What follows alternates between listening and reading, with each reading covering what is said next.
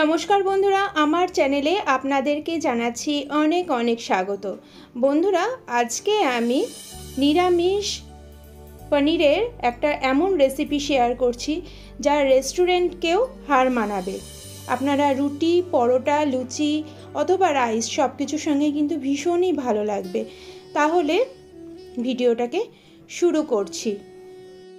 প্রথমেই পনিরটা করার জন্য আমি এখানে মশলাটা আগে তৈরি করে নিচ্ছি। এখানে আমি 4 মগজ নিয়ে নিলাম, 1 চামচ পোস্ত নিলাম, আর 1 চামচ আমি কাজু বাদাম নিলাম। এই সব কিছুকে আমি জলে ভিজিয়ে কিছুক্ষণের জন্য রেখে দিচ্ছি। তারপরে এর মধ্যে দিয়ে দিলাম একটা টমেটো, কয়েকটা কাঁচা লঙ্কা। এর মধ্যে দিয়ে ভালো করে একটা পেস্ট বানিয়ে নিলাম। এখানে আমি নিয়ে নিলাম 200 গ্রাম পনিরটাকে আমি চৌকো করে কেটে নিচ্ছি।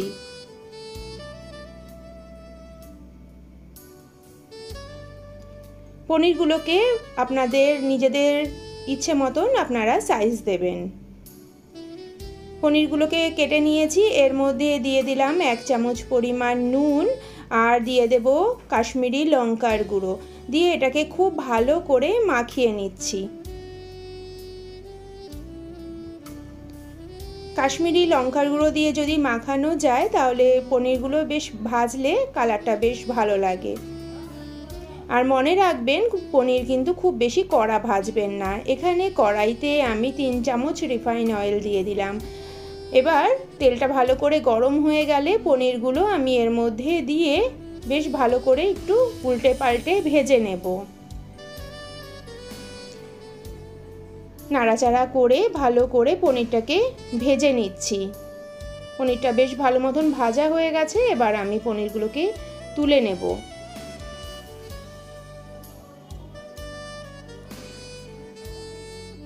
পনিরগুলোকে তুলে নিলাম। এবার ওই তেলের মধ্যেই গোটা গরম মশলা ফোড়ন দিলাম। গোটা গরম মশলার মধ্যে দারচিনি রয়েছে, এলাচ রয়েছে, আর রয়েছে লবঙ্গ। এর মধ্যে দিয়ে দিলাম 1 চামচ চিনিটা ক্যারামেলাইজড হলে কালারটা কিন্তু বেশ ভালো হয়।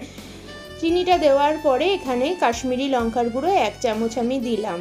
চিনির সঙ্গে লঙ্কার গুঁড়োটা যখন ভালো করে ভাজা যায় কালারটা কিন্তু বেশ ভালো হয় রান্নার।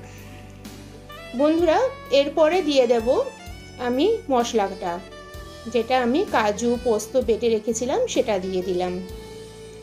দিয়ে গ্যাসের ফ্লেমটাকে কমিয়ে রেখে খুব ভালো করে ভাজবো।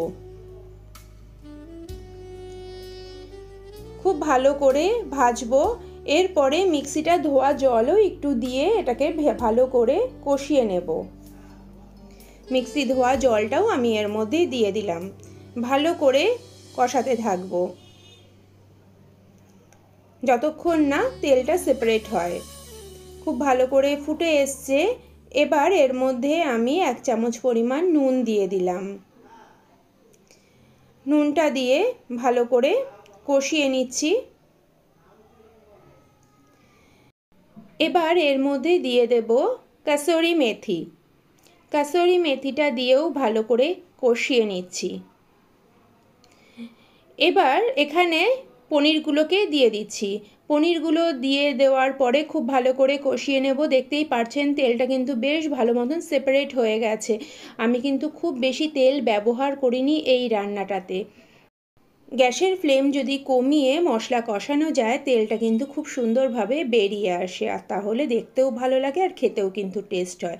এবার এর মধ্যে দিয়ে দিলাম পরিমাণ মতন জল, কারণ এই রান্নাতে খুব বেশি পাতলা ঝোল হলে কিন্তু ভালো লাগে না। আর এর মধ্যে দিয়ে দেব 1 কাপ পরিমাণ দুধ। এটা দিয়ে এবার গ্যাসের ফ্লেমটাকে বাড়িয়ে রেখে গ্রেভিটাকে খুব ভালোভাবে ফুটতে দেব। বেশ ভালোভাবে যখন ফুটে গেছে, বেশ মাখা মাখা একটা ভাব হবে রান্নাটার। এবার সবার শেষে দিয়ে দিলাম গরম মশলার গুঁড়ো। এবার রান্নাটা কিন্তু আমার একদম কমপ্লিট হয়ে গেছে।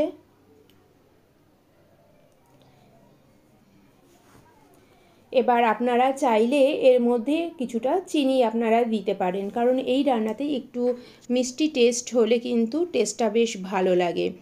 গ্যাসের ফ্লেমটাকে কমিয়ে রেখে আর কিছুক্ষণ আমি ফুটিয়ে নিলাম। এবার আমি সার্ভ করে দিচ্ছি। বন্ধুরা, আমার এই রেসিপি যদি আপনাদের ভালো লাগে লাইক শেয়ার কমেন্ট সাবস্ক্রাইব করতে ভুলে যাবেন না। পাশে থাকা বেল আইকনটিও বাজিয়ে দেবেন, তাহলে আমার ভিডিও সমস্ত নোটিফিকেশন আপনাদের কাছে সবার আগে পৌঁছে যাবে।